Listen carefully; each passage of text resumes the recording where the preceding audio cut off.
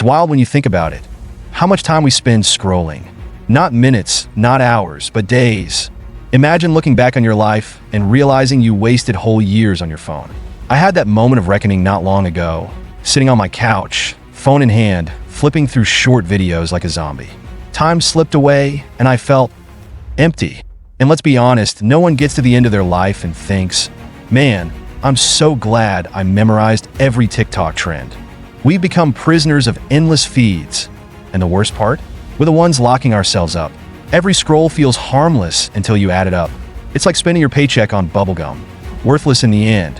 So I had to ask myself, if time is my most precious resource, why am I throwing it away on something so meaningless? What's stopping us from breaking free? Here's the truth. Boredom is the devil's playground. And by devil, I mean your smartphone. Whenever I didn't have something lined up, my brain went straight for the phone. That's when I realized, if you don't plan your day, your phone will do it for you, and it doesn't have your best interests at heart. So I started jotting down simple daily plans. Nothing major. Maybe go for a 10-minute walk, clean out the junk drawer, or text a friend just to say hi. The magic is in having options ready when your brain screams, "What now?" It's not about micromanaging every second. It's about keeping yourself in the driver's seat instead of handing over the wheel to Instagram. My days got brighter, fuller, and most importantly, mine again. So, what would your day look like if you actually planned it instead of scrolling through everyone else's? You know what's harder than resisting the urge to scroll? Deleting the apps you rely on to scroll in the first place. But hear me out, deleting TikTok, Instagram, or even Chrome isn't as crazy as it sounds. I've done it dozens of times, and yes, I reinstalled them just as often. But here's the trick. Every time you delete an app, you're forcing yourself to make a conscious choice the next time you reach for it. That one extra step, downloading, signing back in, waiting for updates, can be just enough of a hassle to stop you. It's like putting your favorite junk food on the highest shelf in the pantry. Sure, you can still reach it, but only if you really try. It's not about perfection. It's about making it harder for your brain to autopilot into distraction. So, what's the first app you delete to take back control? There's something magical about stepping outside that no app can replicate. The sunlight, the breeze, the simple act of walking, it's like a reset button for your soul. I started making it a rule. Spend at least 30 minutes a day outdoors, no matter what. At first, it felt like a chore. What's so exciting about the same old neighborhood? I'd think. But then, I started noticing little things. A new cafe opening up, flowers blooming in someone's garden. Even just the rhythm of my footsteps. There's a peace you can only find when you disconnect from screens and reconnect with the world around you. Nature has this way of grounding us, reminding us there's more to life than notifications. And here's the kicker. The more time I spend outside, the less I crave my phone. When was the last time you let the outdoors surprise you? Here's a wild thought. Instead of chatting in group texts, what if we actually talk to people in person? I know, revolutionary, right? But seriously, putting the phone down and engaging in real conversations is underrated. I started doing this more, and let me tell you, it's awkward at first. You might stumble over your words, laugh too loud, or even have those dreaded silent moments. But here's the thing, those moments are what make it real. When you're not glued to your phone, you notice the little things. The way someone's eyes light up when they talk about something they love, the way laughter sounds when it's shared face to face. These moments can't be replicated through memes or emojis. So next time you're with someone, try leaving your phone in your pocket. You'd be surprised how much richer life feels when it's lived in full color. Hobbies aren't just something to keep you busy. They're a lifeline. For years, I told myself I didn't have time for hobbies. Work's too demanding, or I'll start once life slows down, I'd say. But let's be real. Scrolling through social media isn't exactly productive either. So I picked up a few hobbies. Painting badly, baking even worse, and gardening. Let's not talk about the tomatoes. Was I great at any of them? No, but that wasn't the point. The point was having something to pour myself into, something that made me lose track of time in the best way possible. Hobbies remind us that life isn't just about consuming, it's about creating too.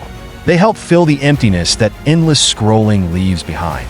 So, what's stopping you from finding a hobby you love, even if you suck at it? Have you ever noticed how early kids are handed a screen these days? It's almost automatic. Fussy toddler? Hand them a tablet. Quiet time for mom or dad. Let the phone babysit. I get it, parenting is hard and screens can feel like a lifesaver. But here's the catch. We're raising a generation that might never learn how to be bored, and boredom is where creativity thrives. When I was a kid, boredom meant building forts out of couch cushions or drawing on scrap paper. Now, it means scrolling endlessly on a device. And let's be honest, kids mimic what they see. If we're glued to our phones, why wouldn't they be? By giving kids constant access to screens, we're not just distracting them. We're teaching them to depend on instant gratification. What would happen if we taught them to explore, imagine, and create instead? Nature isn't just a nice backdrop for Instagram photos. It's therapy free of charge. I used to think going outside was overrated. What's out there that I can't find on YouTube? Idebundi. Then I actually gave it a try. I started with small steps, walking to the park, sitting under a tree, or even just breathing in the fresh air after a long day. It was like the noise in my head began to fade. Studies show that spending time in nature can lower stress, improve focus, and even boost happiness. And honestly, I felt it. There's something about watching the wind rustle through the trees or listening to birds chirp that makes life feel less chaotic. We're part of this world, not just spectators behind a screen. So, when was the last time you let nature work its magic on you? Here's the thing about technology. It's not the enemy, it's how we use it. Phones, apps, and social media aren't inherently bad. They're tools. The problem is most of us let the tools use us, so I started flipping the script. Instead of doom scrolling, I replaced that time with podcasts that inspire me or audiobooks that teach me something new. Need background noise? Try a playlist that uplifts instead of numbs. Even apps can help. There are meditation guides, fitness trackers, and language learning platforms that turn screen time into growth time. It's about using technology with intention instead of letting it dictate your day. Imagine if every minute spent online made you smarter, calmer, or healthier. How different would our lives look if we used technology to build ourselves up instead of break ourselves down? Let's face it, we're addicted. I mean, have you ever checked your screen time and felt a little nauseous? It's brutal. Hours, whole hours of our day spent glued to a glowing rectangle. And for what? To see someone else's vacation, watch a dog wear sunglasses, or get mad at a stranger's opinion. The worst part is it doesn't even leave us feeling good. If anything, it's like eating a bag of chips. You're full, but not satisfied. This isn't just a bad habit, it's a full-blown dependency. Our phones have become a crutch, a pacifier for every awkward pause or moment of boredom. But here's the truth. The only way to beat an addiction is to face it. We gotta ask ourselves, what's keeping us hooked? And more importantly, is it worth the time and energy it's stealing from us? You ever notice how, on vacation, you barely even look at your phone? That's because you're too busy living. Every moment feels new and exciting, from wandering down unfamiliar streets to tasting something you can't pronounce. What if we brought that same curiosity to our everyday lives? I started experimenting with this idea, treating my town like a tourist destination. I visited local landmarks I'd ignored for years, tried quirky little cafes, and even snapped pictures of street art like I'd never seen it before. And guess what? It worked. Suddenly, my boring routine felt alive again. The trick isn't where you are, it's how you see it. When we explore our world with fresh eyes, life becomes an adventure. So, why wait for the next big trip? What's stopping us from living like tourists in our own hometowns every single day? Let's talk about silence. It's uncomfortable, right? That weird, empty space where there's no sound, no distractions, and no endless scrolling to fill the void. But here's the thing, silence isn't the enemy, it's an opportunity. I've started embracing those quiet moments instead of running from them, and it's like discovering a superpower. In the stillness, my brain finally has room to think. Ideas pop up, memories resurface, and suddenly, the world doesn't feel so chaotic. We're so used to filling every second with noise that we've forgotten how to just be. Boredom, it turns out, is where creativity is born. It's where solutions to problems appear and where dreams start to take shape. So next time you feel that itch to pick up your phone, try sitting with the quiet instead. Who knows what brilliance might come from simply letting your mind wander? Here's the brutal truth. Time's the one thing we can't buy back.